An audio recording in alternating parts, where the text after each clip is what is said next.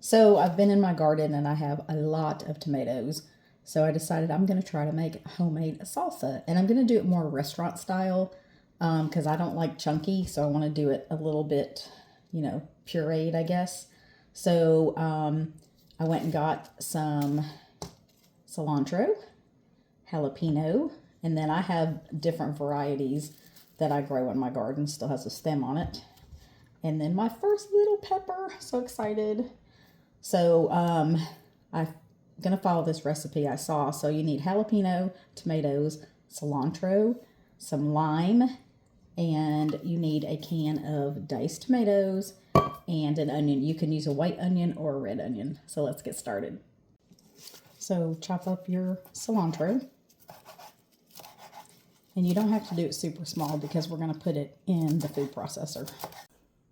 Okay, I have cut up these tomatoes and they look so good. Okay, so I'm using a food processor. The first thing you want to do is you want to put in some of the tomatoes, just a little bit, not all of them that you've cut up. I think I cut up about 3 Romas. So I'm putting in just a little bit of that. And then I'm taking the juice from the canned tomatoes and I'm putting that in there. Just make sure the tomatoes don't come out. We'll do those later. So pour that juice in there. And then you're going to add about a teaspoon of salt. And you can add more later if you feel like it's not enough. And then you're going to blend that just a little bit. I'm not even going to put the lid on all the way. So you're not going to want to, it's just going to be like a quick chop, okay? So we're going to just pulse it. Okay.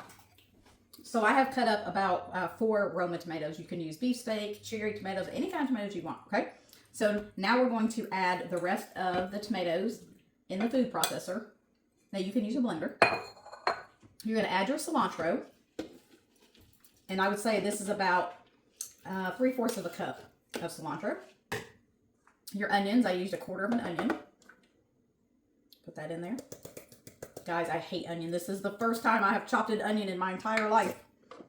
Half a lime. You're going to squeeze that lime juice in here. Get it in there. And you can add more. You can add the rest of the lime. I should have got one of those squeezy things that you put them in, but I didn't.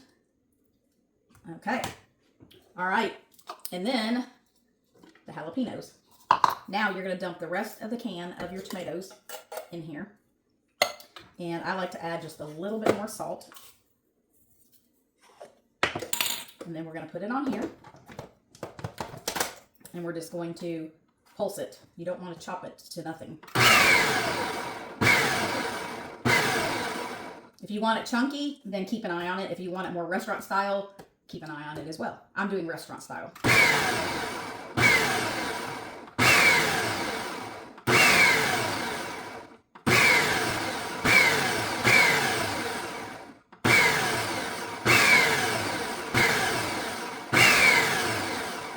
All right, let's check it.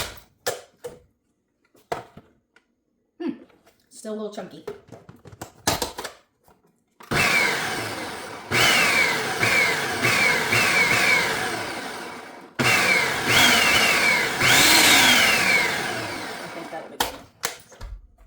All right, so let's get a scoop of this and see. Yeah, that looks great. Smells great. Let's try it with some chips.